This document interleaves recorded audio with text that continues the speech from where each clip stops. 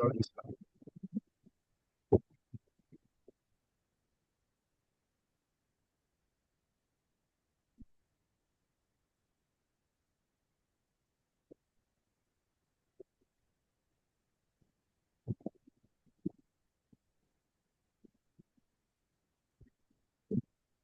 So the union chairman is not with us.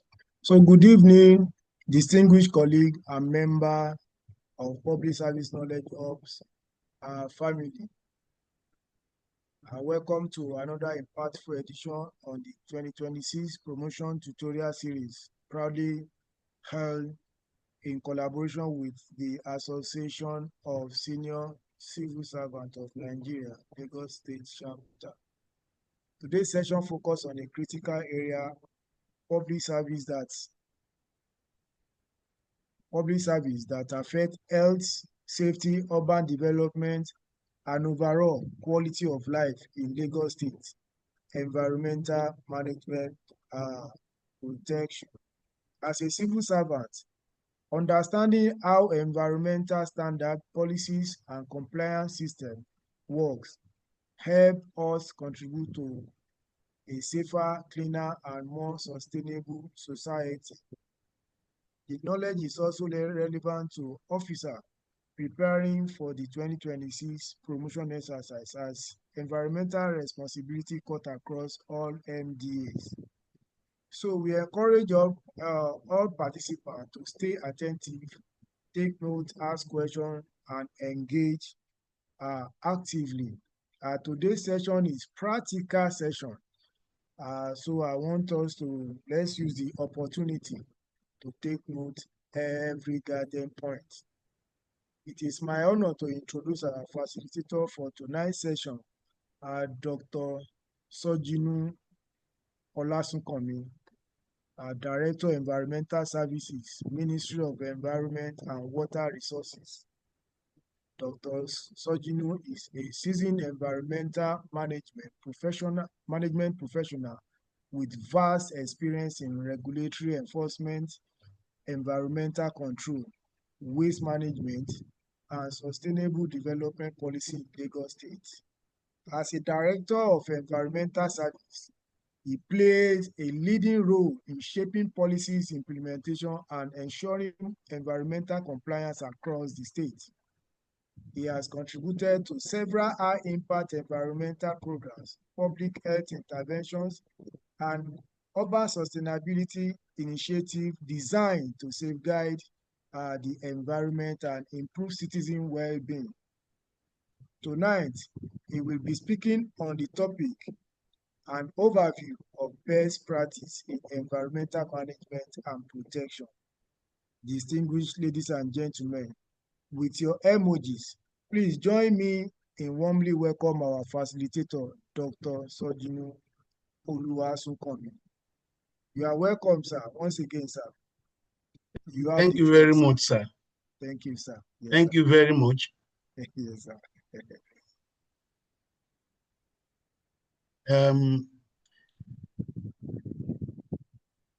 Let your emojis keep on coming. Good evening, distinguished colleagues. Good evening, sir. Please let me know if you are hearing me. Yeah, loud and clear. Well. Loud and clear, sir. Okay. So thank you very much, sir, our convener, our host for today. Let me start by thanking you for a very wonderful job that you are doing for all civil servants in the state. Thank you so much for creating opportunity and the space for us to get to know more and to acquire more knowledge. Your contribution in the knowledge space in the Lagos State Public Service is immense and cannot be overemphasized. It's nice to have individuals like you who are concerned about knowledge and doing everything possible to make it happen. Thank you so much. Thank you, sir. I know that the Almighty God will surely bless you. Amen, sir. Okay, so having said that, I want to also thank you for having me this evening.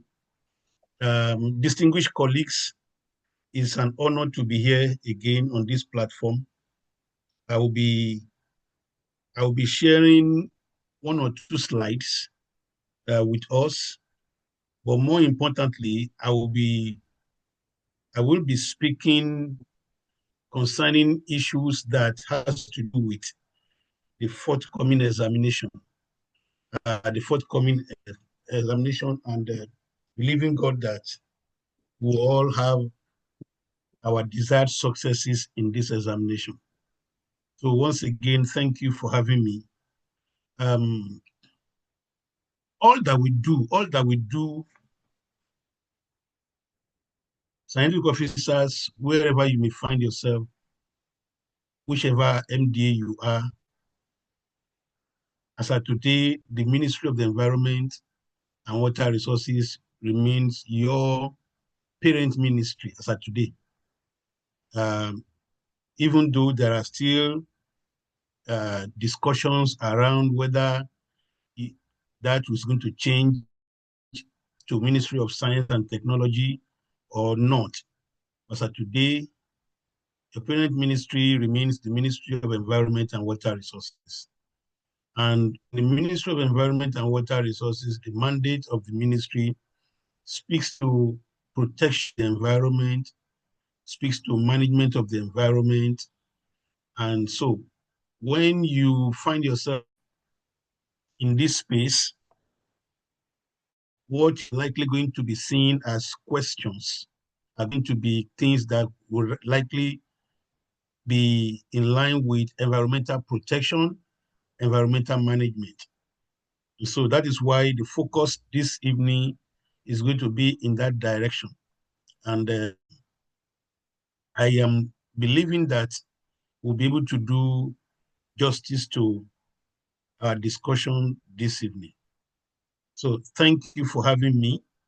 And thank you again to our convener. It's nice to see the passion that you have shown, sir, in getting this done. So let me share one or two slides, but what I'm going to be saying will be beyond the slide. The slide is just to give us a feeling of what we'll probably be doing, and then but our discussion will go really beyond the slide. So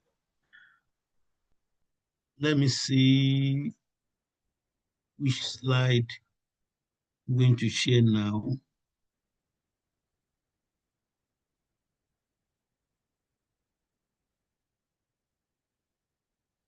Just a minute, please.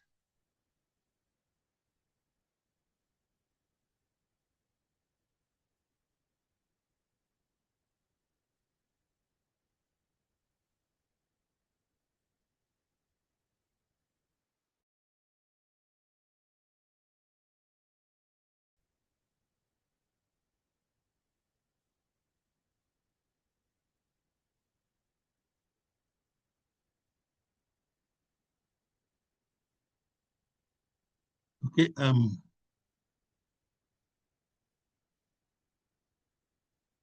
So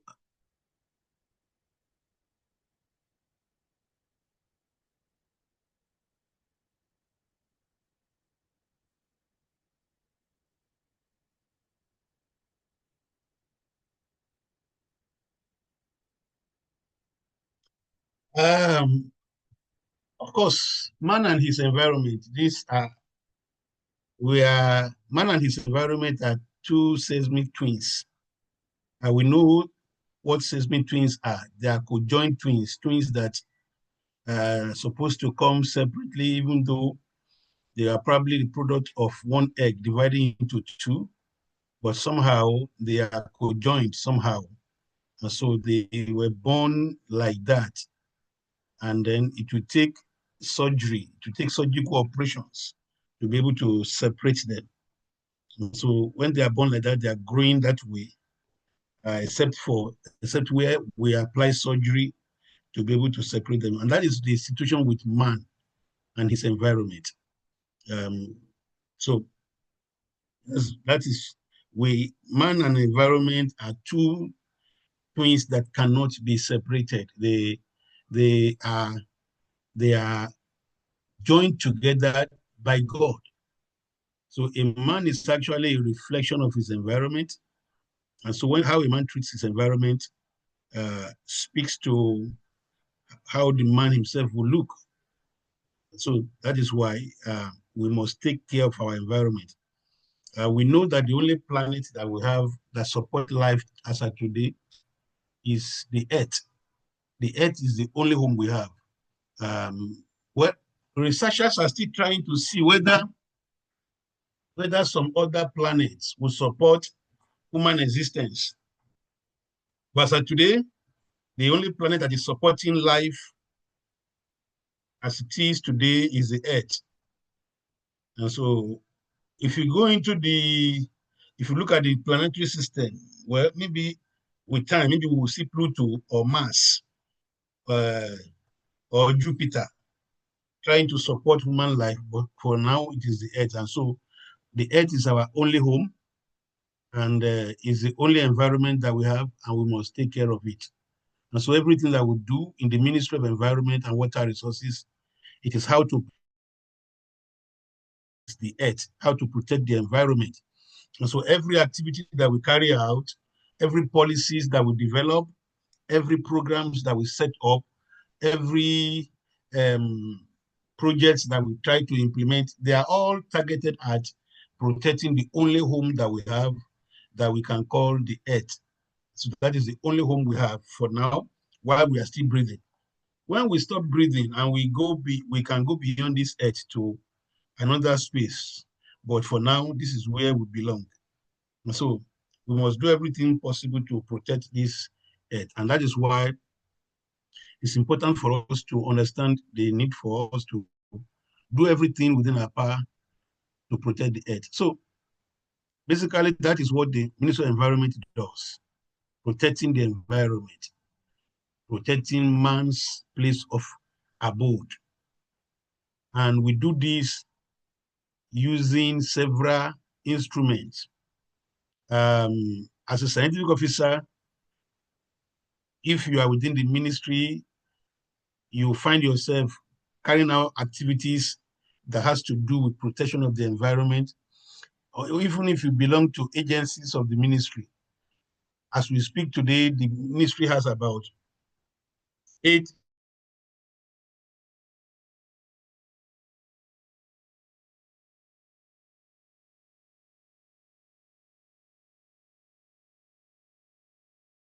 agencies, if I'm correct.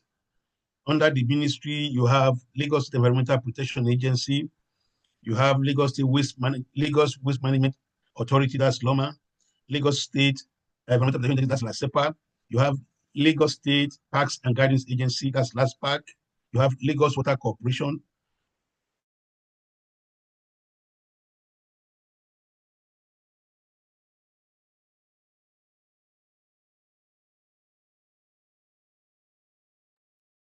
Oh, sorry, we lost him. Let be patient for his return.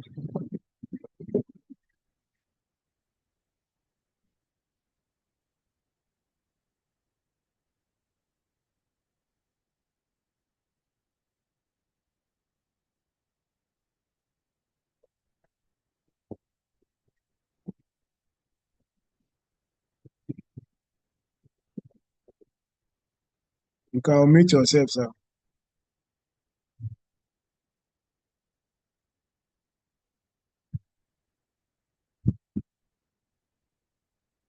You can unmute yourself from back end.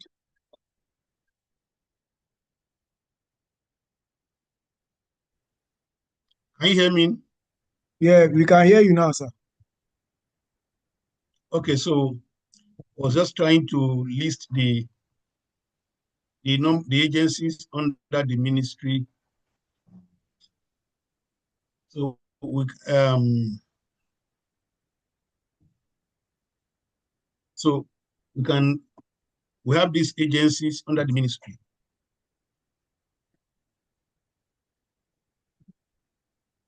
So the ministry carries out its activities through these agencies, and of course we also are involved in policy formulation and the rest. So these are some of the things we do, and which of course you are all part of it. But for this evening, I'm just running through this because there are a few things I'm going to be discussing based on the fact that we have an examination ahead of us that we need to pass, that we must pass by the grace of God. So how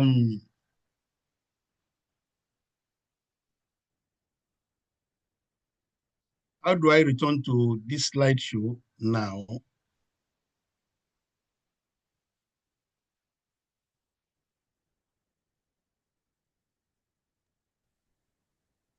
The slideshow, you can press, you can, if you are using computers, press ESC, sir. ESC keyboard, keypad at the top left. Okay, sir. Okay, so we know the issue of man and his environment. I don't want to waste our time there. This is just to refresh our brain, our memories, so we can be in tune with what I'll be sharing. Of course, man is a reflection of his environment. The environment that is sick will produce sick men and women. Our environment influences our physical, psychological, emotional, and mental and social well-being. We are all aware of this. So it means that any harm that we do to the environment is a harm that we are doing to ourselves. And we can see, if you see to the left-hand side of your screen, you will see what is going on there. You can see the kind of environment where people are cooking food that will be eaten by men and women. See the drainage channel, see where we are washing pepper, see where we are trying to prepare food. And then someone will eat this kind of food, of course, and will be expecting that he will not fall sick. That is the kind of environment we find ourselves. See our environment, see the way the things that we are going to eat are being prepared, are being cleaned up within the environment. This is a kind of environment that we see around us here, and that's where a lot of people fall sick. So there's a strong connection between the environment and our health. And that is why the environment is under pillar H, in the Teams Plus agenda of this administration, because there is a strong connection between the environment and health. And that is why when we speak about One Health, the One Health initiative or the One Health policy, it is the fact that the environment and health issues are twins that cannot be separated, because your environment can determine to a very large extent the state of your health, the state of your well-being. And there are so many things that we do that hurts the environment, so many things that we do that hurts our environment. Things like bush burning, we are burning refuse, we are polluting the air, we are discharging untreated sewage and wastewater into public drains, we are dumping waste into the lagoon, we are indiscriminately disposing waste into the environment, we are felling trees, and we are doing open defecation among the rest. So these activities, of course, are hurting the environment. And unfortunately, of course, the environment will give back to us what we give the environment. You can see children carrying out open defecation, and they are doing, and you can see adults also defecating openly into the environment. These are things that we do that are hurting the environment. And you see This is the bank of the lagoon, completely everywhere, completely littered with waste everywhere along the bank of the lagoon. This is how we continue to hurt the environment. So these activities, you can see raw sewage coming from a home or a hotel facility. This is raw sewage that is this is human waste that is coming out, being disposed into the environment. No form of treatment, nothing, just straight from the toilet into the street. These are the things that we do, that people do, that are contributing to, degradation of the environment. And this is what the Ministry of Environment has responsibility for, to protect the environment. So, of course, many of us are aware of we have for now, and air pollution contribute to greenhouse gases emission and all the rest. So, just to refresh our memories before we go into the real issues of tonight. So the environment is sick. That's the truth. The environment is sick, and the environment needs all of us to be able to protect it from completely collapsing. So the environment is sick. The sick environment needs help. Our sick environment needs help. And this sick environment is showing symptoms, and the symptoms are what we are seeing around us. There's global warming, there's ocean surge, there's coastal erosion, we are having extreme weather conditions, we're having flooding, we're having zoonotic diseases. Many of us will still remember Ebola, and we can't forget too long how Ebola was almost ravaging the nation. And so we have soil and water pollution, just to mention a few. So these are symptoms that the environment is sick, and the environment did not just fall sick. The environment falls sick because of our contributions as human beings. And so you can see the consequences of our actions, flooding everywhere. And then, of course, when we build on drainage channels, we have to remove the structures because we are blocking water movement here and there. So these are consequences of our actions. And then who can help the environment? I'm rushing because I have so many things to talk about tonight. All of us have responsibility to help the environment. We need to come together to help our environment to be able to serve us better. And so we need to stop the practices that hurt the environment. We need to live responsibly. We need to be a voice for the earth. And then, of course, in conclusion, so I just run through this just to put us in tune for our discussions tonight. So thank you for this.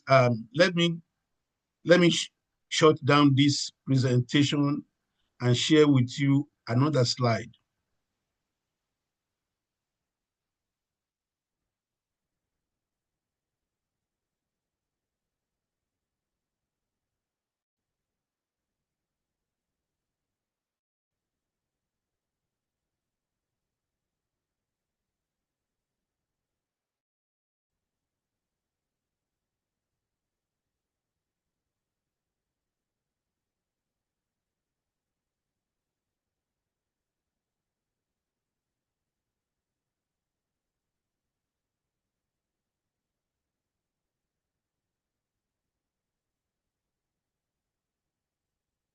Oh, sorry.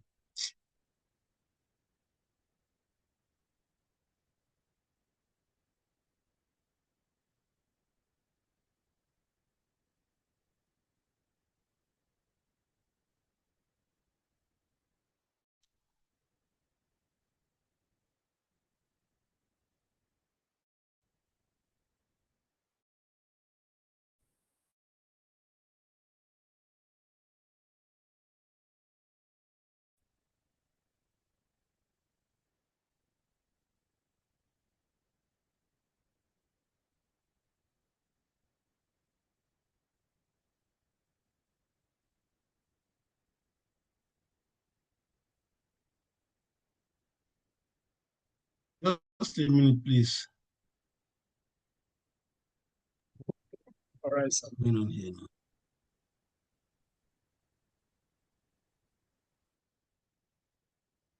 Yeah.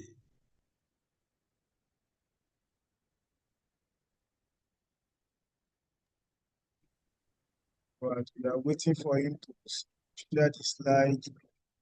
Check on the chat box. We have sent our Telegram channel to join us for any updates, and our YouTube channel for our past session.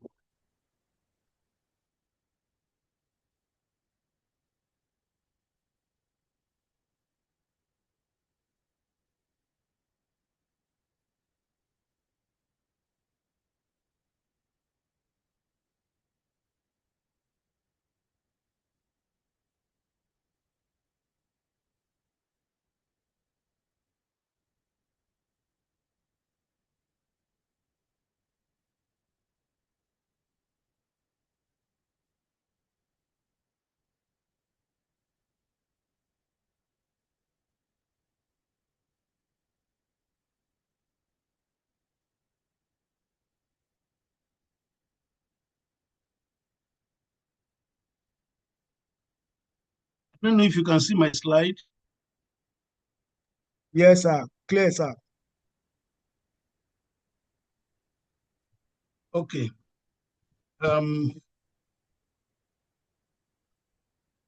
Let's begin to discuss the real issue with respect to the promotion examination. I am aware that before this time, professional issues, 4 different directors were asked to set questions. And of course, I have no idea what their questions are, but we can juggle through some discussions based on what their areas of assignments are, and see how far we can go, with respect to what likely and may likely be what they probably will talk about. And I can tell you for free that I am also one of the 4.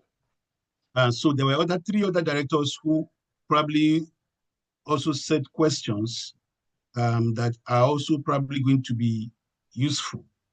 We have no idea what the questions that will be coming will be, but it is important that you prepare, all around possibilities that we don't get caught napping, And then if you look at the circular, it gives an impression that there will be two questions that will be in written examination, and that one of the questions is going to be professional. That is the impression I have when I read the circular. It appears the other question will be basically management and leadership. What I do not know is whether the management and leadership will have to do with questions that has to do with your profession, with our professional activities. But I know that professional questions, at least one will come. And so if that is the case, I'm going to speak a bit on areas I think we should just pay attention to if we are going to go by the arrangement that has been made in terms of who set questions, in the ministry. When you look at what my department does, we actually deal with safeguard instruments. We deal with safeguard instruments, and the commonest one that everybody knows is EIA. And so, EIA of assessing the potential and associated impact of a proposed development or project with the aim of either eliminating or mitigating those impacts and enhancing the beneficial ones. That is basically what AI is all about. It is actually a global decision-making tool that helps in taking decision on the doability of a project. It helps to take decision on the doability of a project. It helps us to be able to identify what are the likely adverse impacts of a proposed development and help us to put in place measures to be able to address impacts. And so that's basically what EIA is all about. But EIA is not the only safeguard instrument. It's not the only safeguard instrument. There are other safeguard instruments that are important. Environmental audit, for instance, is a safeguard instrument. Environmental management system is an environmental safeguard instrument. You have resettlement action plan, it's a safeguard instrument. You have strategic environmental and social assessment, SESA. These are safeguard instruments. So that is what the responsibility of my department is. And then when it comes to legal framework for EIA in Nigeria, the EIA law that exists today for EIA in Nigeria is the EIA Act, Cap E12, Law of Federation of Nigeria 2004. EIA Act Cap E12, LFN 2004. That is at the national level. And of course, when you take the Lagos State Environmental Management and Protection Law 2017, you also find provision for EIA there. So basically, that's legal framework. At the national level, the Federal Ministry of Environment is responsible for EIA, and NESTRIA is responsible for regulatory compliance in terms of when the EIA process is completed, what follows next? NESTRIA comes in.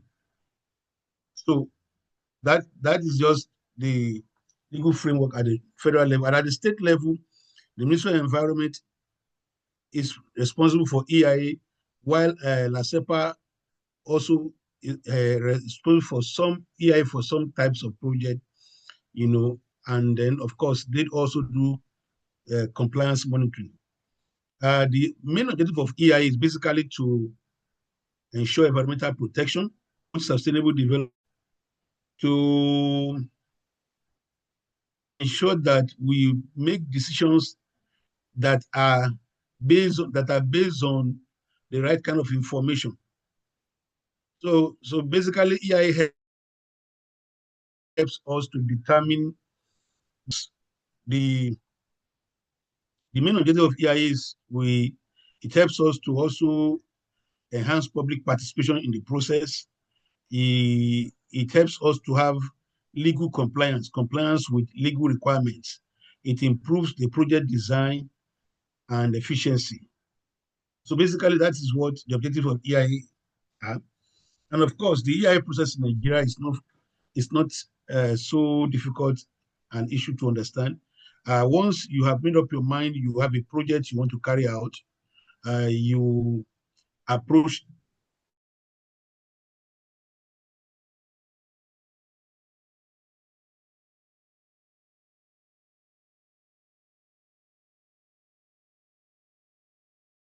the ministry, and then you will, of course, submit a letter of intent, and then from the letter of intent, you are given a form. This is to, number one, determine the site where the project is going to be located, and then to see what kind of EIA the project is supposed to be subjected to, whether it is a detailed, comprehensive EIA or what we refer to as a partial EIA, in terms of what kind of EIA the project should be subjected to. And once this is done, there will be need for us to clear the TOR that is submitted. And when the TOR is cleared, there will be field study. And after the field study, there will be preparation of a draft EIA report. And then you submit the report to the ministry for evaluation. And the report is reviewed. You are made to pay a review fee. And once that is done, approval is granted. If the report is qualified for approval, and then you pay approval fee, and then of course the next thing will be impact mitigation monitoring exercise. So EIA as a tool for sustainable urban planning and development. EIA helps to promote sustainable land use. It helps us to integrate environmental concerns into urban planning. It improves infrastructure planning. It enhances public participation in urban development, among others. So,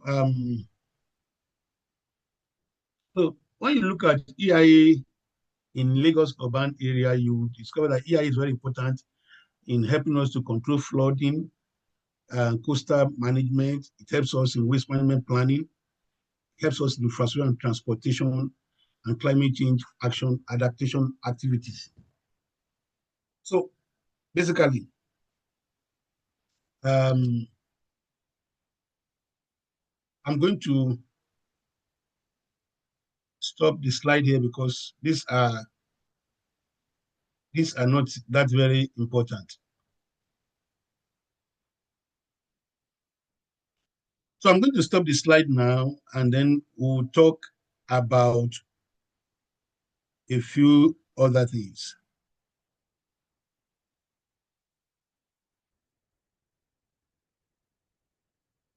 Can we do, I want to have your consent, I want to have your agreement. Can we do some practice questions? Yes, of course, sir. It will make it interactive, sir. Thank you. So I'm going to be asking some questions, and I'm going to be appreciating if we can provide answers to those questions. This, I believe, will help us to remember some of the things we have read, because I know that some of us have been reading for a while now. So I'm going to read some practice questions, and then let's see what we have. This is not the usual presentation type that we do, because this is preparing for exams. So I'm going to try to see if I can ask some questions, and then we'll prepare responses for it. Okay, so if you want to answer the question, raise your hand. We want to hear your voice so that we know that we are on the same page. Raise your hand, don't make use of the chat box. Let's hear your voice so that we know that we understand. Thank you.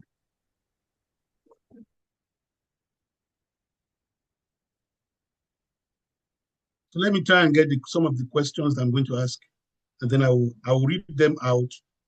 Then I will be expecting to see who is going to help us in answering some of the questions. All right. Thank you, sir. And if you get the answer correctly, we have a gift for you.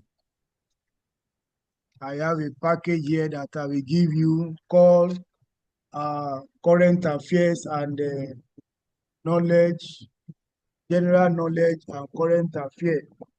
So this can be yours if you get the question correctly. COTI, Association of Senior Civil Servants of Nigeria. So, okay.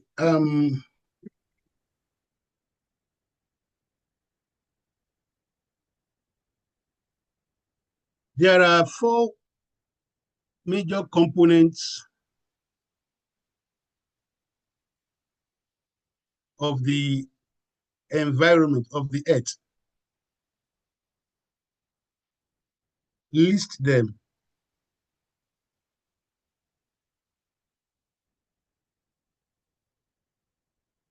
Can anybody answer that question? 4 components of the earth. okay, we are knowledge sharing, So,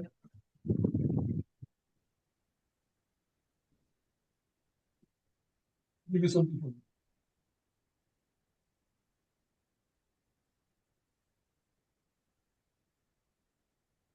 okay, Esther Adigun. Meanwhile, we have, okay, let's hear from you.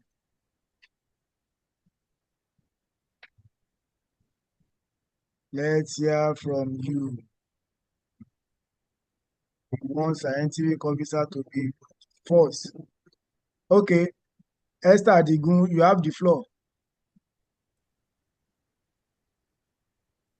Good evening, Mr. Jamil, our able host. Good evening, ma. Thank you for the great job you are doing. The Lord will reward you. Amen, So ma. the major four components are atmosphere, hydrosphere, lithosphere, and biosphere. Okay. Stay put. Muritala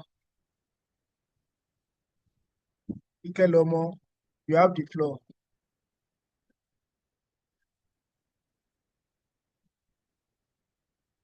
Ikelomo, unmute yourself from your end. Hello, sir. Good evening, sir. Good evening, ma. Good evening, sir, Mr. Jamil. Good evening, ma. Yeah, good evening, sir. Yeah, the four major components of the Earth are atmosphere, we have the lithosphere, we have the biosphere. Atmosphere, lithosphere, biosphere. All right. Okay. And, Thank you.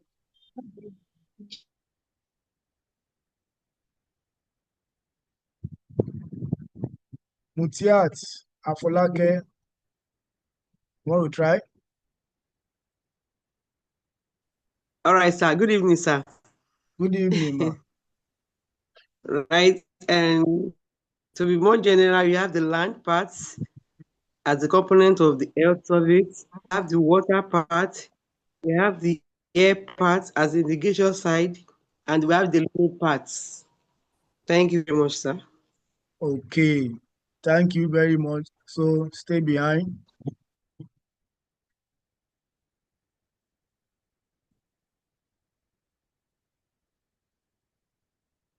Hello, sir. Are you still with us, doctor?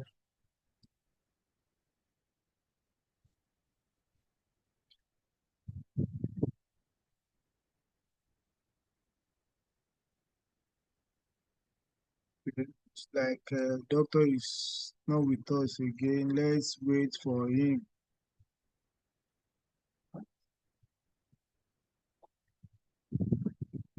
Person that get the correct answer for all the questions, we go away with our gift.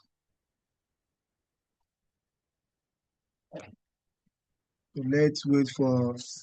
Sorry, I will call you. Just let's wait for doctor to get back to the call.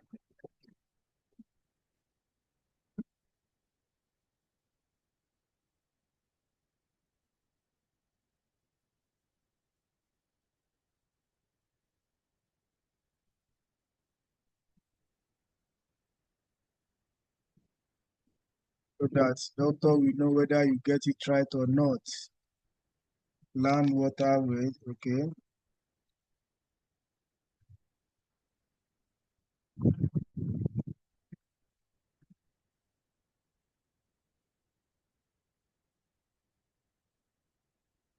Sorry, bear with us. Let's see. Maybe doctor is trying to change his gadget.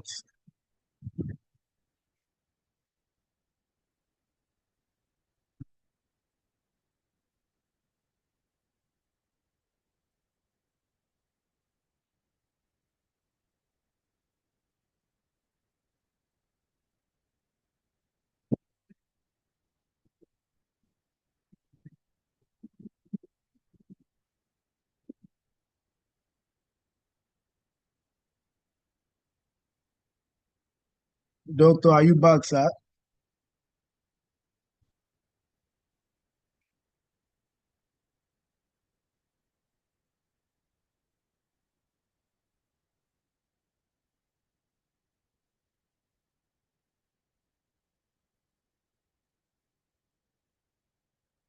Unmute yourself, sir. Are you back, sir?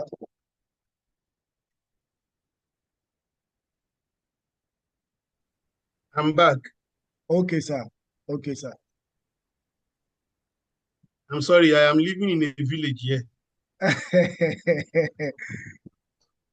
No village in Lagos again, sir. Okay. Because we have many questions, so we will just pick like 1 or 2, 3 people so that we can proceed to the next question. Mutiat, okay, Okay, sir. Mutiat, unmute yourself. I think you have answered the question, right? Mutiat Afolake. Yes, sir. Yes, sir. Yes, sir. You have answered the question, right? Yes, sir. What Okay. was the answer? Call the answer again. Unmute yourself and call the answer again.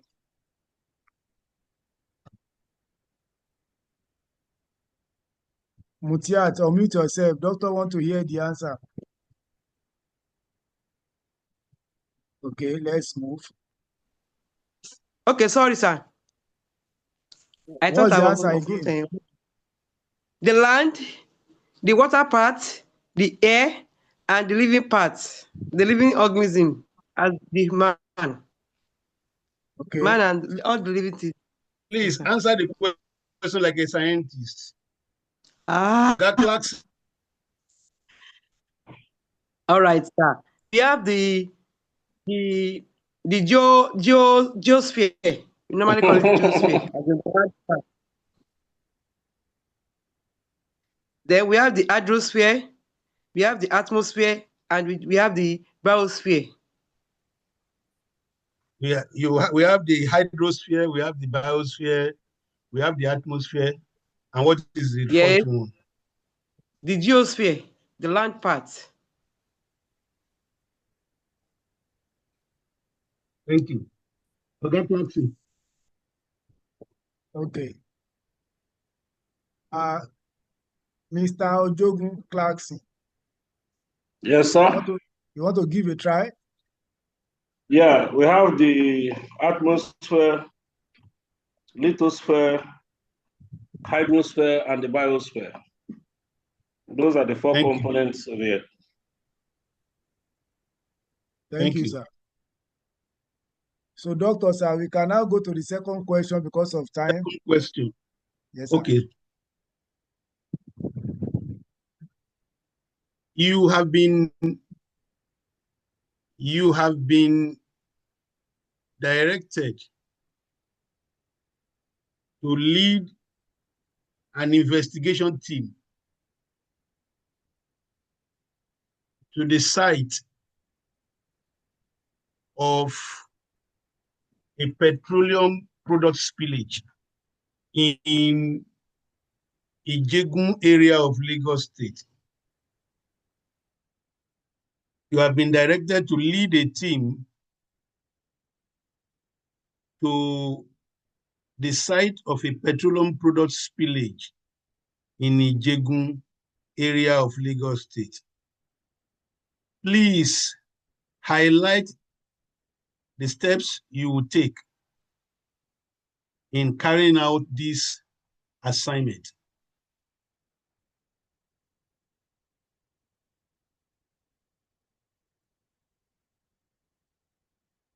Who is going to answer this, please?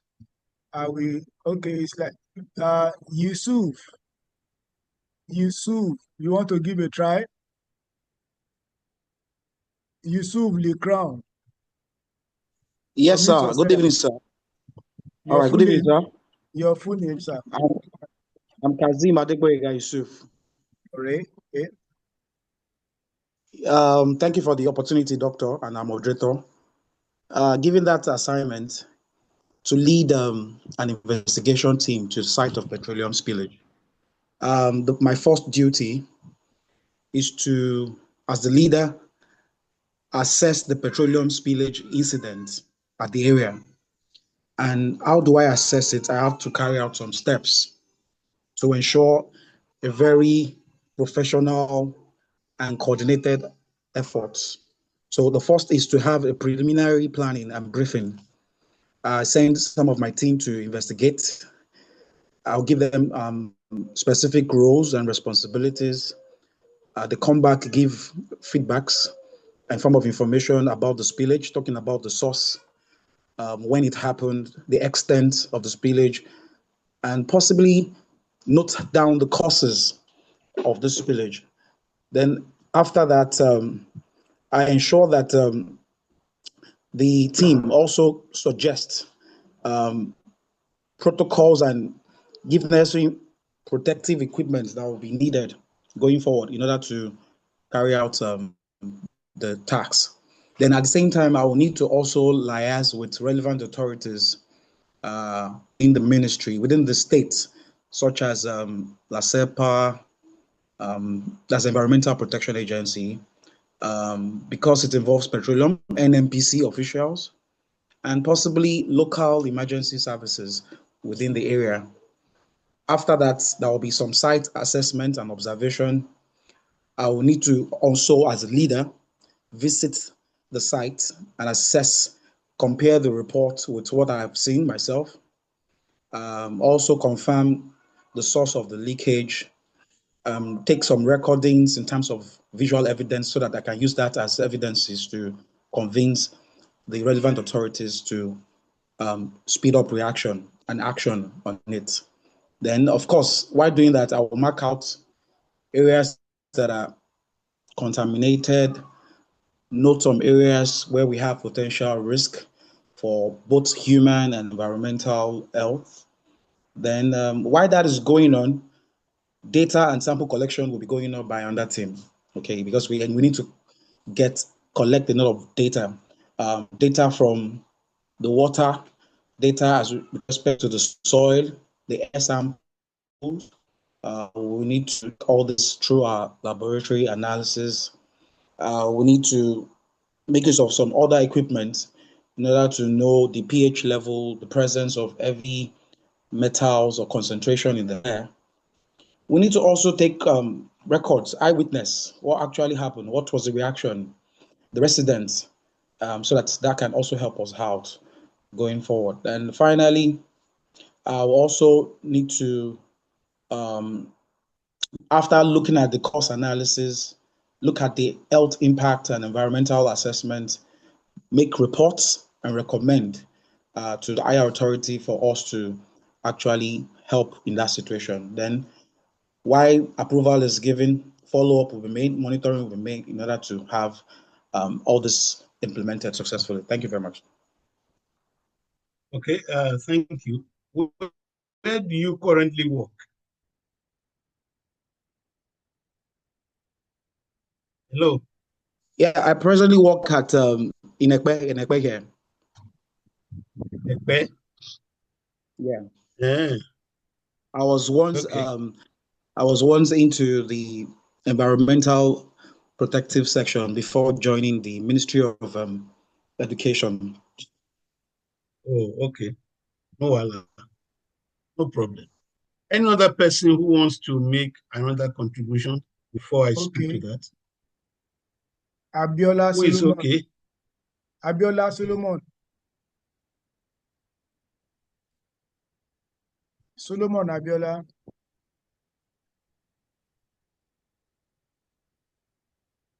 Okay. Bello Toyosi.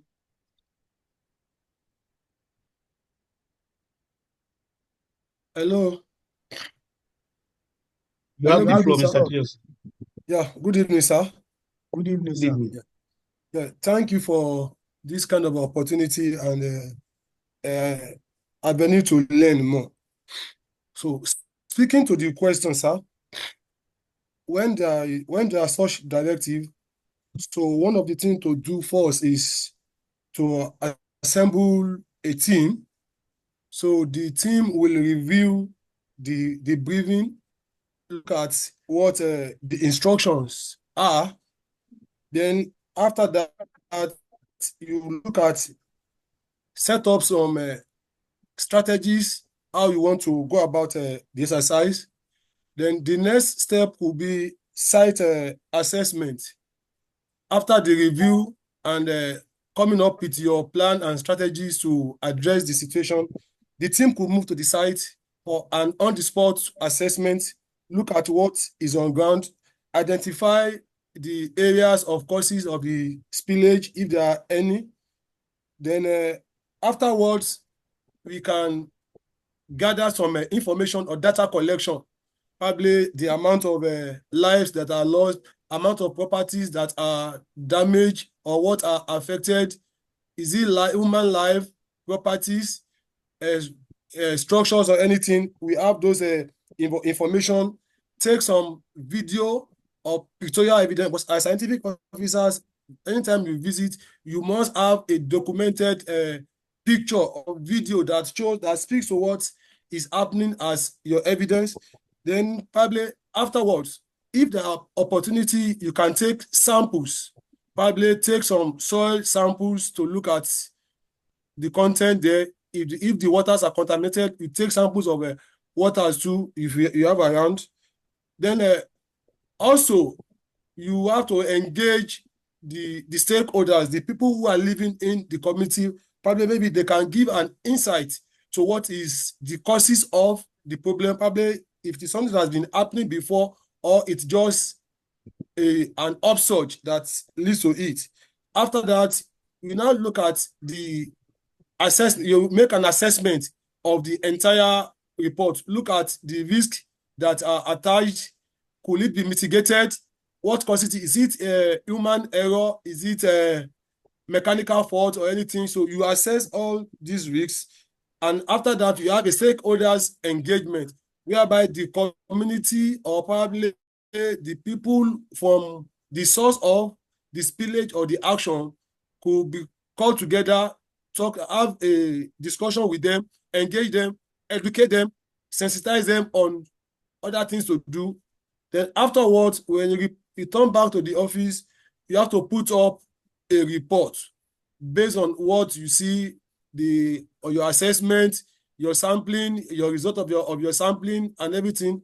Then after the report, then you now come up with a recommendation to the state government on what is needed to be done to protect future occurrence. And if there are any damage or anything, so you make recommendations. If people have to be resettled, it has to be part of your recommendation. If people have to leave the whole committee entirely, it has to be part of the recommendation. So finally, what will come is the report and the recommendation to the state government. Thank you, sir. Thank you. Thank you. Okay. Thank you for your contributions. Both of you have spoken very well. And the question says just list the steps you will take, in carrying out these assignments. So let's be conscious of the specifics in terms of what the question is asking you to do. Let me ask another question, because we are a few days to the exam. So this is another question. You have had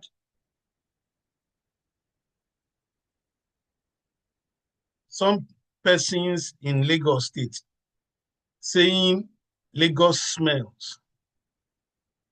You have had some persons in Lagos State saying Lagos is smelling.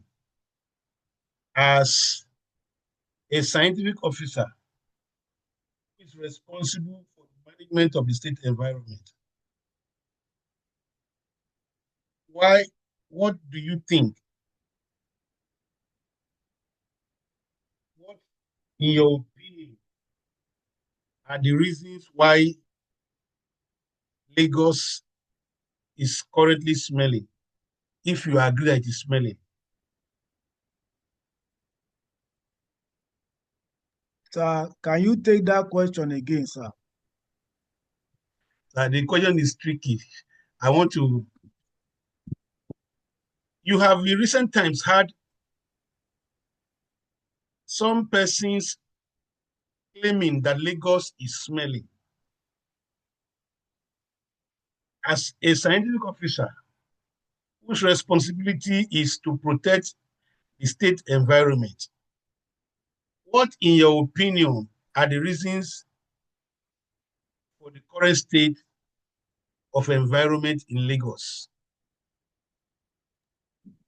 Okay, well taken, sir. So let me call on Muritala Kikelomo. Want to give a try? Unmute yourself, Muritala. Muritala. Okay. Afiwajoyi. Afiwajoyi. Unmute yourself. Good evening, Afiwajoyi. sir. Okay, good Good evening, ma'am. evening, sir. I'm Good evening. Afiwajoyi from last week. Reasons why I will agree with or believe that Lagos is smelling is one, population surge. The amount of people living in Lagos is overcrowded. Like the number of people living in Lagos are much more than the space we have in Lagos, especially people living in the urban areas. And due to that population, most of them also do not know how to manage their waste. For example, those people around the market areas, when they finish and they have some waste or decayed part of their market or perishable ones, they pour it away and they throw it almost everywhere. Sometimes when it is raining, they use it to block the drainage. The second reason why we also have Lagos smelling is because of the open drains and sewage. Most of these cities we have rely on the open drainage system. So Lagos State, most of the people, like I said, because of ignorance, throw their dirt everywhere and block these drainages. Another thing is pollution that comes from these clogged sewage and drainages. And as it were, we see it every other day that when the gutters are filled up, the dirt are packed at one end, the smell, boomerang every other way. Another thing is also traffic and vehicle emissions. Because of the heavy traffic we have in Lagos, there's a lot of exhaust and fumes everywhere. So bringing up humidity, heat, and some kind of unpleasant smell. And I cannot forget to also say again about how the market people, the way they mess up the whole city, especially for their spoiled products. Then the climate itself, we are living in a very hot and humid weather. And when the decay process starts to increase, the next thing we see is that the bacteria grows faster and the smell continues to linger for days.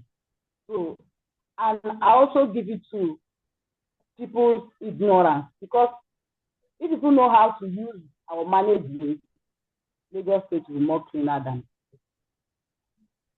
Thank you. Thank you very much. Any other person to try? Titilope Adebekun. Titilope Adebekun, unmute yourself. Hello, sir. Good evening, sir. Good evening, ma. Your full name, ma? Adebekun Titilope from Ikorodu. Okay. Go ahead. Go ahead. Thanks so much for this privilege, sir. This particular question has been bothering me for long. I remember when I was working in Alimosho. So I used to wake up early in the morning to go to work around 5:30, 6 o'clock. And by the time you are going early in the morning, there's some places you cannot pass because you see people pooing along the road. So sometimes you will just be hearing the smell beside the coastal bus. What is going on? By the time you check your side, you see somebody pooing inside nylon. So you now imagine when the day break, by the time you get to Oshodi, everywhere, early in the morning, started smelling. Then secondly, this issue of Hausa people, that maybe there is a waste that is being put inside a sack on the road. There should be a punishment for all these people. A lot of times when I'm passing by, I will tell those outside, because they need that, the sack, they want to use it to be picking bottles.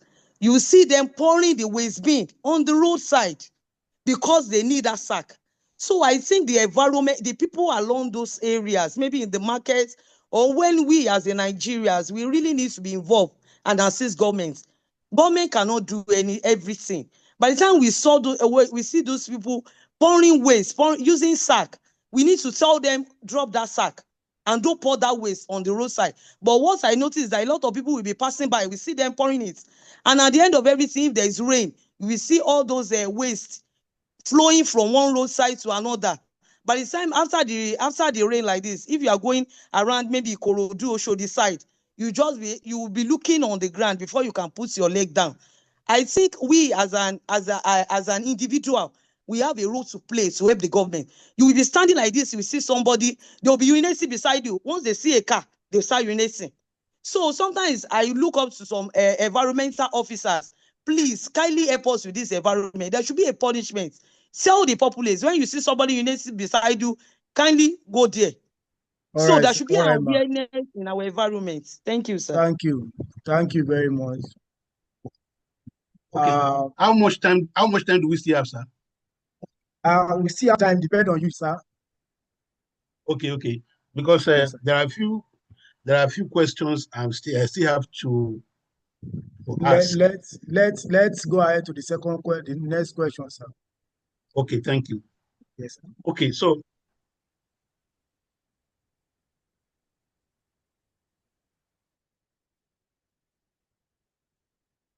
just give me a minute. Let me ask the question.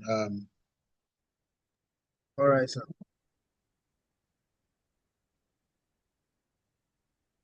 Tonight we will treat as many as we can. Please, you don't need to type so that we can all go along. Don't be shy. Come out and talk. Today is today. We must disgrace examination. We want examination to know that we are fully prepared. Okay, so we are all scientific officers here tonight, except for our chief host. And so the question is,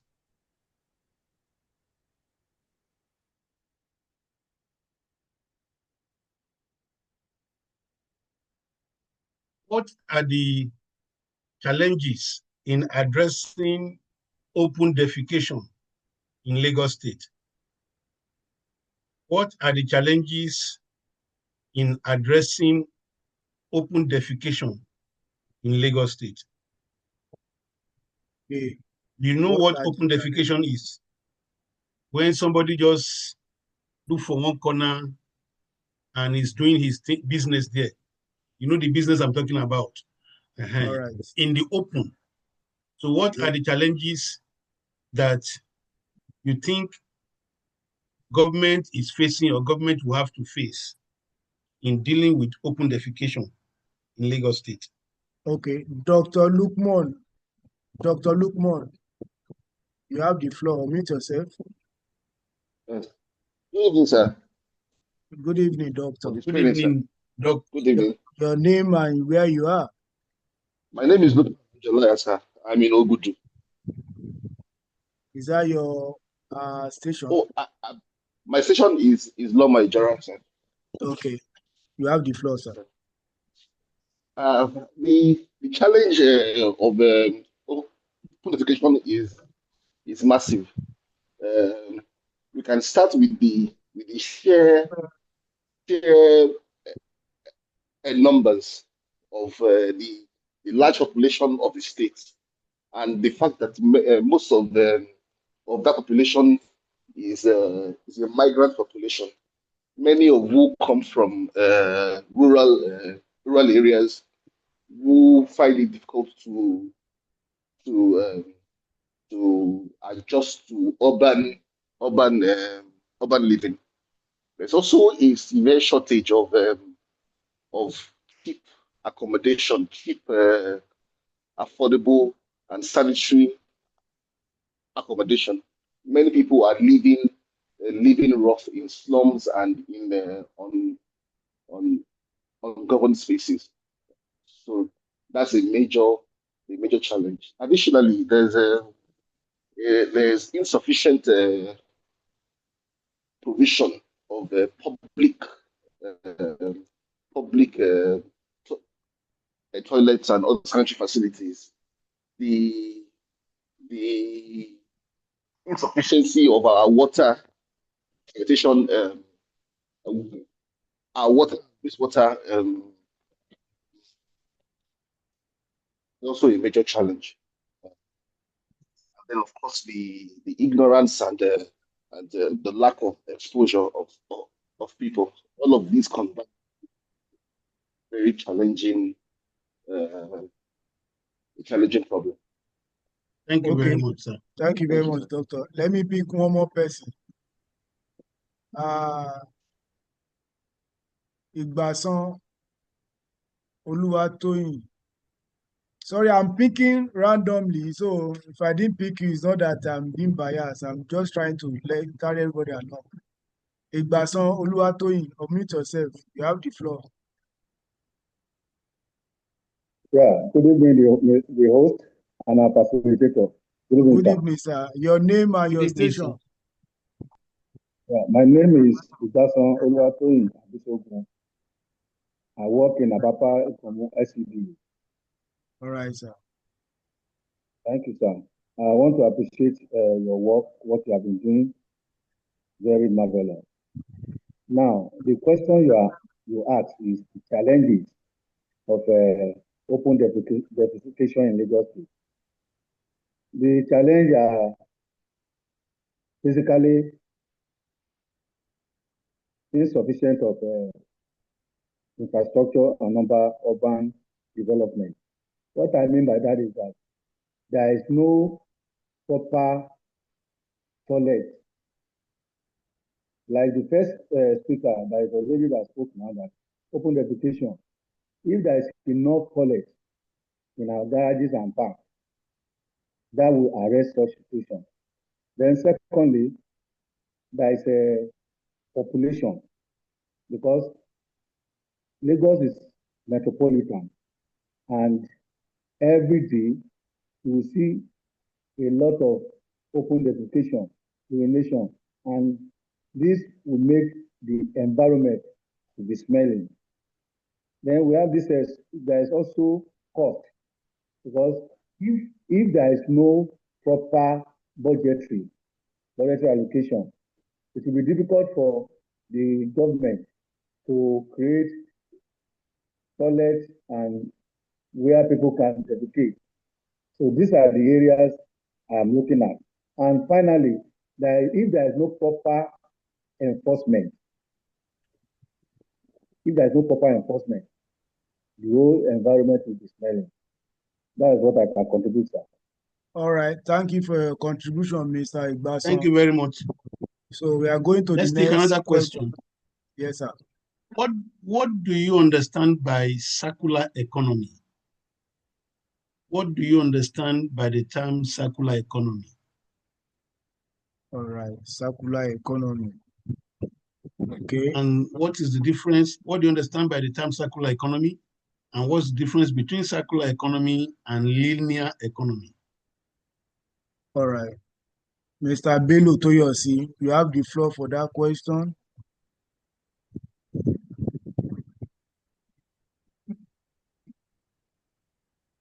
I think I've called Bello Toyosi before. Yes. Okay, let me call new person. Mr. Akim Bello. Akim Bello, okay. Thank you very much, sir. All right. Circular economy can be regarded as there's this balance we use from cradle to grave. That is to say, a particular resource is put in perpetual usage over time, waste is reduced at all costs, such that if that particular resource is connected to another resource, continually and perpetually put in waste, in use. The ultimate goal of a circular economy is to reduce waste to the maximum level. In fact, if you can achieve it, zero waste. Quite different from the normal linear economy, where you have along the line, you have your disposal. When resources are used, and probably there are a lot of leakages along the line.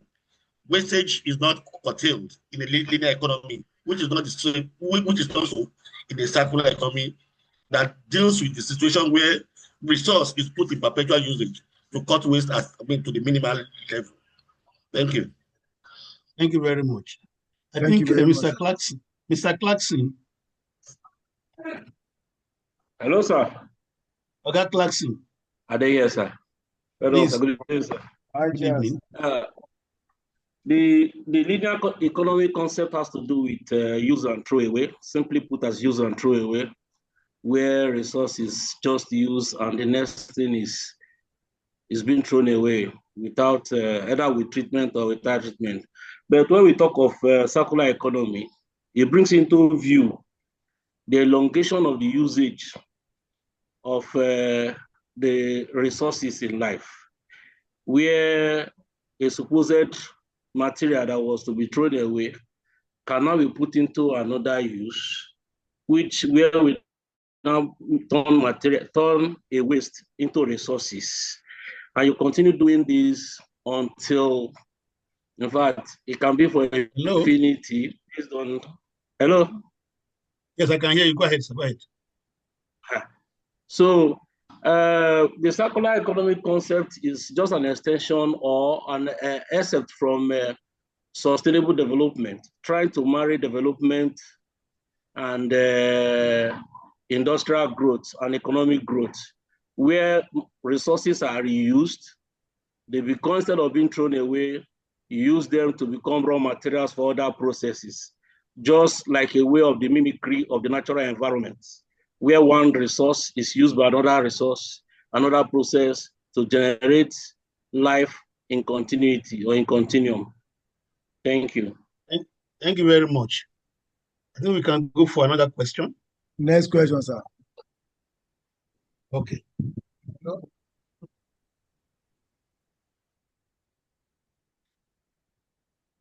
What are the features you found in an engineered landfill site? What are the features you find? What are the features of an engineered landfill site or a sanitary landfill site? What are the features you will find in an engineered landfill site? Okay, I have only two persons that raised hands. Leakage management. Okay, Mr. Bello, can you give try? Okay, thanks for the opportunity once again. Engineered landfill site is quite different from the open landfill site. In engineered landfill site, it's a complete process where the waste are being properly managed. There is provision for coverage.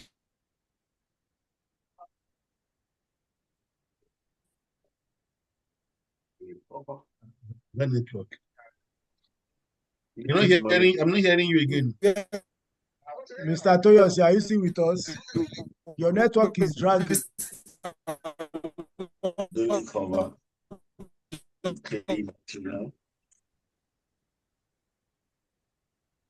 think he has the network issue. He has a network issue there. Yes, sir. Mr. Clarkson. Mr. Clarkson. Sir. Can you give try? Is a sanitary land, the features, no, it said list the features that one is likely to see in, you have is a well-engineered landfill site. In most cases, it's not likely possible for you to see the underground lining, which definitely has to be there to avoid seepages of leachate. Then it also have a leachate collector. Then it has also control of who goes there and who comes out. It also has a place, a tipping point where the work for the day should be done. And it has cells on which these tippings and waste dumping should be done. And you have arrangement for possibility of collection of gases that are generated on the other side of the cells that are made. Then for every week that ends the work or every that ends the work, you have the arrangement to also cap the areas covered for the day. And what else am I missing in that place now? That's a monitoring well to monitor groundwater. Yes, you have the monitoring groundwater collection, leachate collection that is directed normally. And there is also the control of animal visitation, either by birds or animals, so that they don't help in transmitting diseases from such areas. Those are the ones I can remember for now. Thank you, sir. Thank you very much. I hope we are all listening to these questions and we are listening to the responses. Mr. Adoye Babajide, you can help us further. Mr. Adoye. Mr. Adoye. Okay, wait, let me search for his hand now. Yes. The hand has disappeared again. Adoye. Mr. Adoye. Mr. Adoye, unmute yourself, sir. Okay, thank you. I was trying to unmute. It wasn't allowing me to unmute. Okay, thank you so much. Let me just try and give my own little contribution. For an engineered landfill, what we normally have is we make provision for protection to avoid contamination of the underground water, pollution of the air and the soil. So what we normally have is that during the preparation, you have a lining. It can either be a natural liner or an artificial one or a composite one for protection of underground water from contamination by leachate. Then you have a gas collection system to ensure that you don't have greenhouse gases escaping from the landfill into the atmosphere. You also make sure that you protect the landfill from vermin, encroachment, smell, and how do you do this? You ensure that as you dump, the cells are covered in layers so that at the time you get to the landfill, you ensure that there is no proliferation of foul smell or diseases.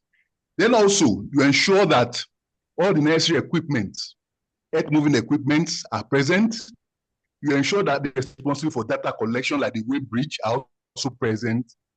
And then you ensure that there are consigns, that the staff on the landfill are well trained, they are well equipped, and they have PPEs. Thank you. Thank you. That's the professional speaking now.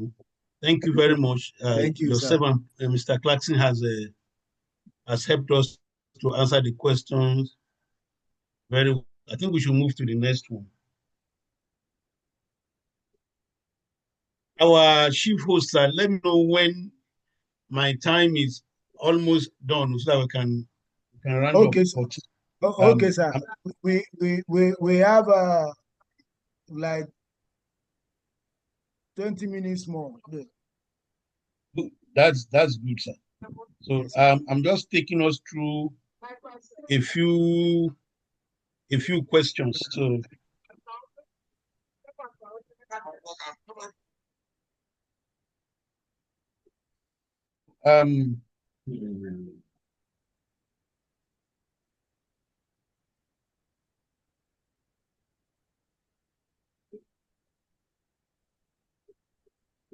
what are greenhouse gases? And list the greenhouse gases you know.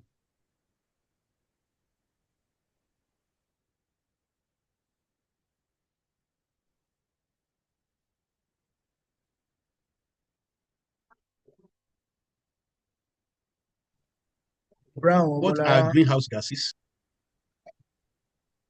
Brown Omolara. Good evening, Mrs. Brown everyone. Omolara, you have Good the evening, floor. everyone, and thank you for the Good evening. opportunity to answer the question. Greenhouse gases are gases that are naturally present in the atmosphere. They help to trap heat and make the atmosphere warm for habitation. Then the greenhouse gases we have are carbon dioxide, the CO2, nitrous oxide, ozone, and which other one? I think those are the gases. Those are the greenhouse gases. How many have Thank you you. listed, ma? Okay, I I've wasn't listed hearing carbon you. dioxide. I've listed ozone. I've listed nitrous oxide to and Water vapor. water vapor. So I've listed that one. Thank you. Anybody want to add anything to that?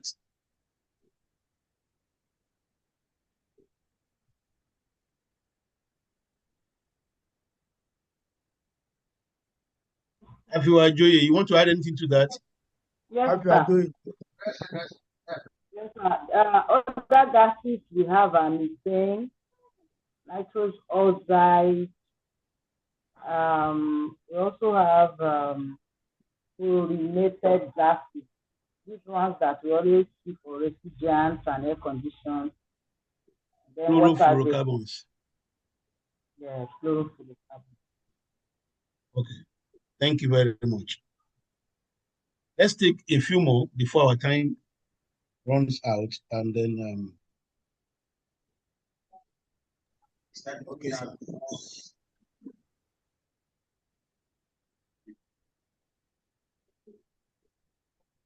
a community in Ikorodu area of Lagos State has written a petition to the ministry complaining about air pollution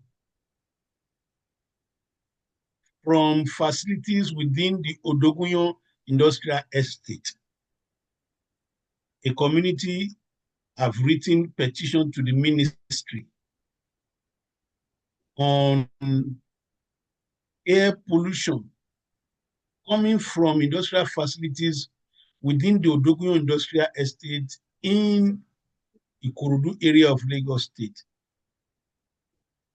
As a senior scientific officer, you have been directed to put together a team to investigate the claims by the community and make appropriate recommendations. Please list or highlight the steps you would take in carrying out this assignment.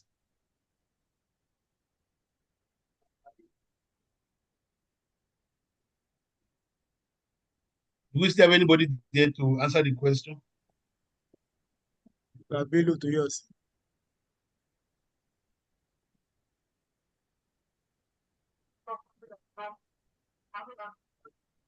Hello, sir. Do you understand the question? Yes, sir. Yes, sir. I do, sir. Do you want to try? I want to try, sir. Okay, sir. But this question is not far-fetched from the initial petition of oil spillage. But the only difference here is from the question, Odogunyan itself is industrial estate. So, and according to the planning rules or regulation, there are specific areas that are zones for specific activities. So mostly every human living within an industrial estate may not have an upper hand in challenging the activities of that industrial, because that place is specifically designated as an industrial zone. But that does not mean that people cannot live around or people cannot work within. And in doing it, it's just like assemble your team, look at the brief, look at what you need to take, gather data from available resources, take samples, probably some equipment to measure the atmospheric pollution in the air, then come up with your own have an public awareness or sensitization program where the community will be engaged and sensitized about their habitation of that environment and come up with a recommendation to the state government, and where the companies could be advised on how best to manage the waste or pollution from their activities, where if it can be trapped, then they could be advised to trap that waste and reduce the amount of heat that is being released to the environment. Okay. Thank you, Mr. Tiosi.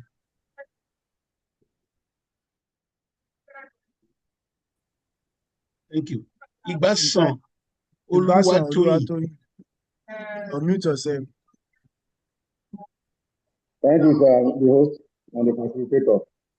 Yeah, thanks for the privilege again. I live in this area, so and within our community development association, such cases have come to my notice, and I was among the team that went to one of the. We are not hearing you. Hello, are you hearing me now? Okay, you are clearly now. You are clearly now. Okay, sir. Yes. Thank you so much. Such issue has arrived because I live with this neighborhood, and I was one of the team, the communities, attached to go and make some investigation. The speaker have said most of the thing, but what I want to add to it is this: when I was going to the company, I took along one of our head officers. Then I took along one of the environmental officers too, a medical doctor and environmental officer. So when we got there, we went to the company, we went to the quality control office. Then we requested for, because there is this pollution, every night we begin to hear a very offensive odor that is affecting the health of people. So we now went to the quality control room, asked them, the medical officer that went with us and the health officer, they now requested for the chemical they are using because they told us that it is not harmful. But we have seen cases of people that we took to the hospital. So to fast forward, what I'm trying to say is that the medical officer and the environmental officer came up with a report. Then we now went back to the community. From there, we now went to the local government chairman who presented the report to them, and they called them in the stakeholders meeting, and the medical officer now told them, if such things arises, these are the materials or these are the chemicals. They now said these are the drugs they can use. So investigating the cause of that pollution is one of the major things first. Then we now recommend the recommendation thereafter will be if such cases arising that affect the people living in that community. I think your network is a bit. Your network is dragging, sir, Mr. Igbasan. I can hear you. Yeah. I hear network you. is dragging. After the investigation, then the health officer and the medical officer now say, okay, if such thing arises within that neighborhood and people have inhaled the pollution, these are the first aid drug that is supposed to be taken. So it's part of the recommendation of our team that day. I will now went to the local government and submit that report to them because there is a petition within the community to the CDA, which are part of the member of the CDA. Thank you, sir. Okay. All right. Thank you, Mr. Ibatman. Okay. Can we go to the next, or as you call another person? No, it's okay, sir. Okay, sir. Let's take one or two questions more. What I'm going to do is that I'm going to post some questions here and there on our platform as scientific officers. Then you can go through them.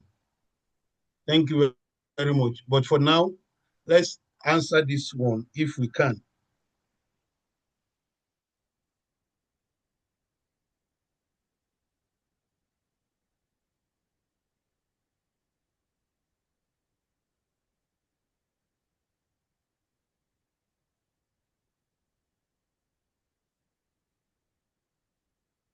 Okay,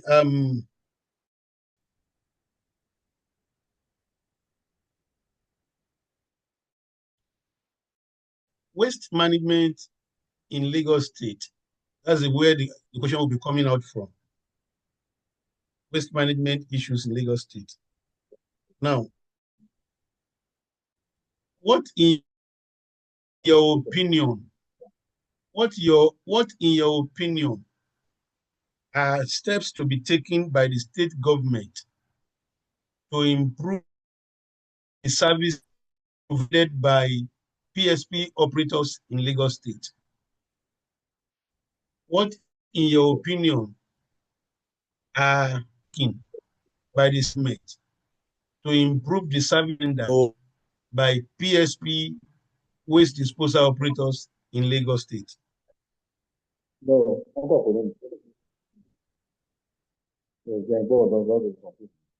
okay. Barua, unmute yourself. You have the floor. Barua.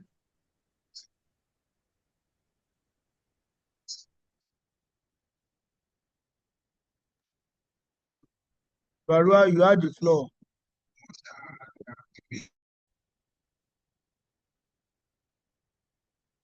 Mr. Barua, do you understand the question? Mr. Barua, are you there?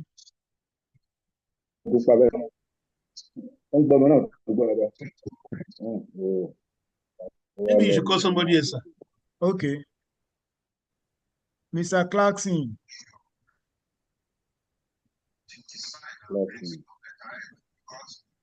Mr. Clarkson. Hello, sir. You have the floor, sir.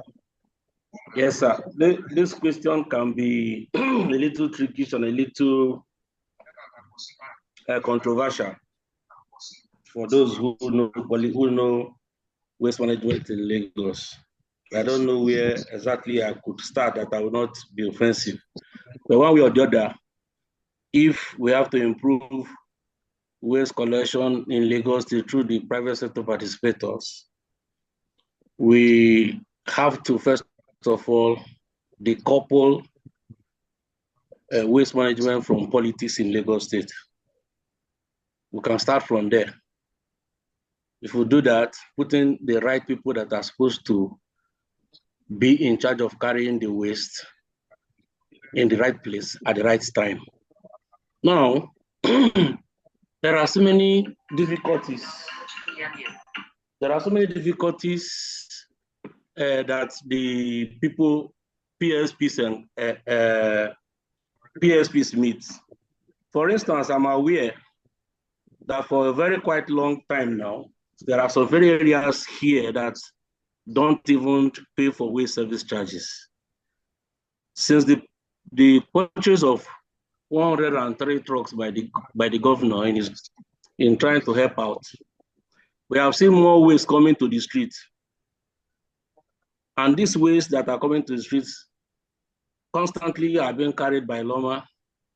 And since there's no enforcement as it used to be, I don't want to put regime against regime, as it used to be, people are now seeing that, oh, If I can put my waste on the street, they will carry it, and nobody will bring bill for me to come and pay. After all, they are not carrying my waste. So instead of pushing the people to the PSP, the existing practice now is like pushing the people away from the PSP. And the PSP becomes discouraged because you come to a street to come and pick waste. You see that you have maybe 50 houses in the whole street. You end up having only about 3 or 4 people who are compliant. So you calculate the from carrying this waste.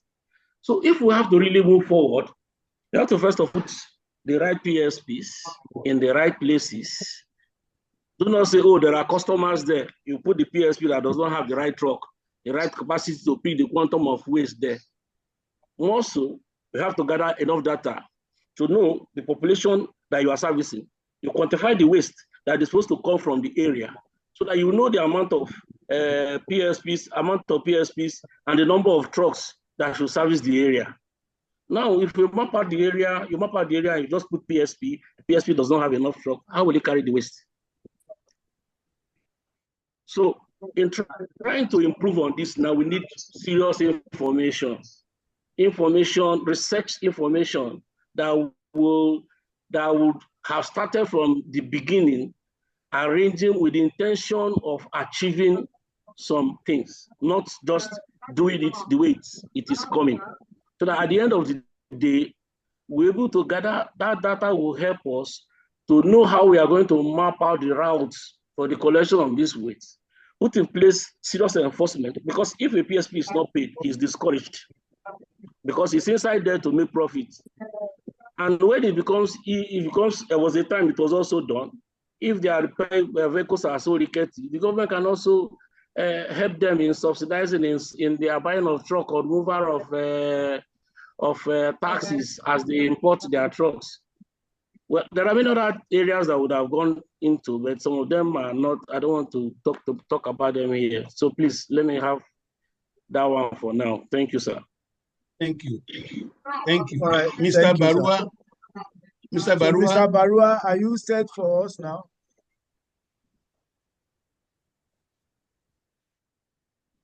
I think this will be the last question we'll take. Okay, sir. The other questions will be on the platform for scientific officers, to All right. to look at. So our host, Okay. you can call another person to Yes, answer sir. this question. Brown. Okay, Bola Adewumi. Yeah, good evening. There is and Mrs. Thank you so much, Bola sir. Adewumi. Yes, good evening, sir. Thank you so much, our able host, and also Dr. Sojino. If I'm to go straight to the point, since it's an exam, I'm not going to take time explaining, but I'll just bullet point. For us in Lagos State to ensure or put PSP into effectiveness, I'll agree with the first point Mr. Clarkson said, that is remove political will. Secondly, we need to realign the routes where the PSP works to bring about more, efficiency. There needs to be more advocacy. If you look at some areas, especially at the rural areas, even within the city, we need to advocate more on why people should patronize the PSP and pay them promptly. Also, the bin system. We need to put bin system into use effectively all across Lagos State, not just a section of Lagos State. Also, we need to encourage segregation of waste from source to be able to help the PSP, which will help their turnaround time. And also, we need to empower the PSP operators. After realigning, after calling them to order, after removing political will, I think we need to, empower them. The government needs to come in and help them, because if we look at those trucks, they are very expensive, and most of them are now using rickety cars, which takes a longer time to go to the landfill and back to where they will collect the waste. Also, another point is we need to improve our landfill management. And also, we need to put up an effective monitoring indicator from the regulatory agency on the PSP. And the last but not the least is enforcement. We need to upgrade our enforcement, and we need to be very, very dedicated with this one from the regulatory agency. Thank you. Thank you very much. Thank you for your contribution. Thank you very much, our chief host. Thank you for the opportunity given to me to just have what I call a revision session with my people, my colleagues this evening. Thank you very much, sir. Really appreciate this time. Yeah, thank you very much, sir. Thank you, everyone, for your contribution, participating on this call. I pray that we all get to the next level by the grace of God. So, on behalf of the Public Service Knowledge Hub, our norms here, we call on any of the participants, on behalf of the participant, to give vote of thanks. So on this note, I will call on the last speaker to give a vote of thanks. Mrs. Bola Ma, sorry, can you please do that for us? I appreciate Thank our you so much, facilitator. my directors. Thank you for the privilege to do this. First of all, I would like to say thank you to the Knowledge Hub, that's the Public Service Office. Thank you so much, right from the head of service to the permanent secretary and to your humble self, sir. We really appreciate this back-to-back learning. It has really helped us and gingered us, brought us back on tours and make us to understand and know better. And I would like to say a very big thank you on behalf of every one of us on this platform. I would like to say a very big thank you to Dr. Olasokomi Sojino. He's a renowned environmentalist in the Ministry of Environment and Water Resources for sharing his knowledge. We say thank you for creating your time with us. Thank you for this impactful session. We pray that every one of us will come out successful and will give testimony back to Lagos State Government through the Public Service Office and through the Knowledge Hub. Thank you and God bless you as we have a very good night rest. Thank you very much. Thank you very much. Thank you very much. Please check the Sun platform. Check the Sun platform tomorrow for some of the things I said I was going to post there. Thank you very much, sir. All right, sir. So please check the platform tomorrow for the update. At the same time, Public Service Knowledge Hub is self-sponsor platform that initiated by Mr. Jami Onosanya, myself. So we have been doing this at least to give back to the society, so that to help all public servants and to bring every one of us together, to bring us close to government and together as one. So it's not a government platform, it's individual platform that has to do with upskill, learn and relearn to all public servants. I've sent our platform. We have a platform for updates.